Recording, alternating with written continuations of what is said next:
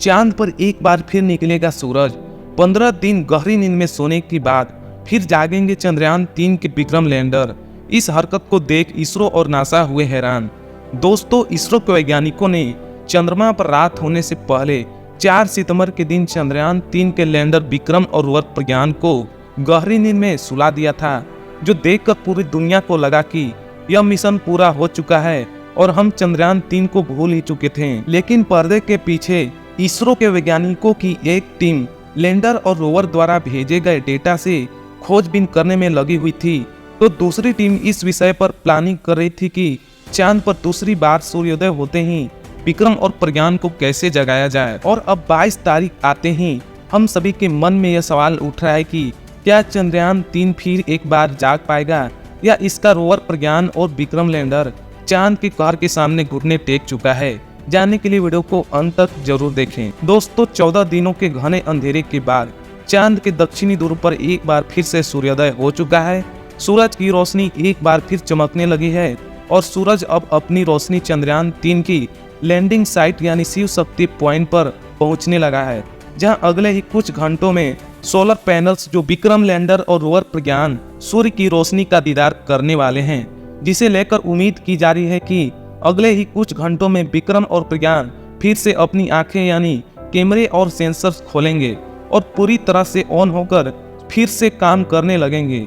लेकिन पिछले 14 दिनों में इन दोनों ने काफी मुसीबत का सामना किया है, जिसका असर इनकी बॉडी पर भी हो सकता है। इन दोनों को रात होने से पहले सुलाने के पीछे इसरो का मकसद था चांद पर दूसरा सूर्यास्त होते ही इन्हें फिर से जगाना और सेकेंड मिशन की शुरुआत करना।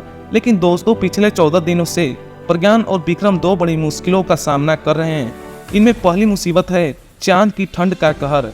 चांद का तापमान धीरे धीरे कम होता चला जाता है और आखिर में आते आते यह तापमान -250 डिग्री तक चला जाता है, जो इतना ज्यादा है कि अगर कोई इंसान यहाँ खड़ा रहे तो शरीर में खून और पानी जम जाने की वजह से कुछ ही मिनटों में तड़पकर उसकी जान चली जाए। ऐसे में इस खतरनाक तापमान का असर लैंडर विक्रम और रोवर प्रज्ञान की बॉडी पर भी पहुंचा होगा। हालांकि इन पर एक प्रोटेक्टिव चढ़ी हुई थी और वैज्ञानिकों का मानना है कि बैटरी से पावर मिलते ही स्टार्ट कर लेंगे। लेकिन यही आती है दूसरी मुसीबत, जो कि बैटरी चार्जिंग है। अब जैसा कि आपको बताया है कि वैज्ञानिकों ने लैंडर और रोवर की बैटरी को फुल चार्ज करके इन्हें बंद कर दिया था, लेकिन जिस तरह से न इस्तेमाल होने पर एक दिन में मोबाइल की बैटरी कुछ परसेंटेज कम हो जाती है, दुनिया की किसी भी स्पेस क्राफ्ट की बैटरी इस्तेमाल न होने पर भी कम हो जाती है। ऐसे में इसरो के वैज्ञानिकों को यह डर लग रहा है कि विक्रम और प्रज्ञान की बैटरी पूरी तरह से समाप्त हो चुकी हो, तो क्योंकि अपने इंजन या उपकरणों को ऑन करने का सिग्नल तभी ले पाएंगे जब इनकी बैटरी में कुछ प्रतिशत चार्जिंग बची हो।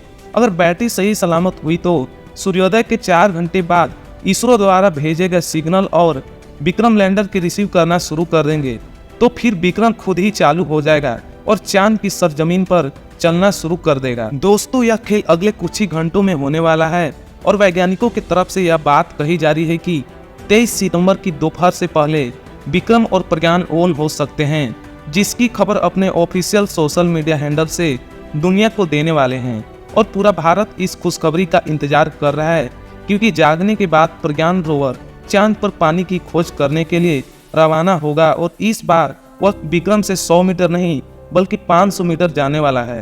हालांकि 500 मीटर ज्यादा दूर जाने पर इसका कनेक्शन टूट सकता है, इसलिए इससे ज्यादा दूर जाना संभव नहीं है। आपको बता दें कि चंद्रयान 3 मिशन को मिलने वाली सफलता को देखकर जापानी स्पेस एजेंसी जाक्सा ने भी इसरो के साथ हाथ मिला लिया है और यह दोनों स्पेस एजेंसी अपने नए लूनर मिशन पर काम कर रहे हैं। खैर, जहां चंद्रयान 4 2026 में लॉन्च हो सकता है, वहीं अगर चंद्रयान 3 का विक्रम लैंडर और रोवर प्रज्ञान अगले चंद घंटों में जाग गए तो यह अगले 3 साल तक इसी तरह से सोते जागते रहेंगे और पूरा चांद छान मारेंगे। दोस्तों, यह बात कहते हुए हमें बहुत खुशी हो रही है, तो जरा सोचिए ऐसा हुआ तो दुनिया भर में इसरो की कितनी जय जयकार होगी।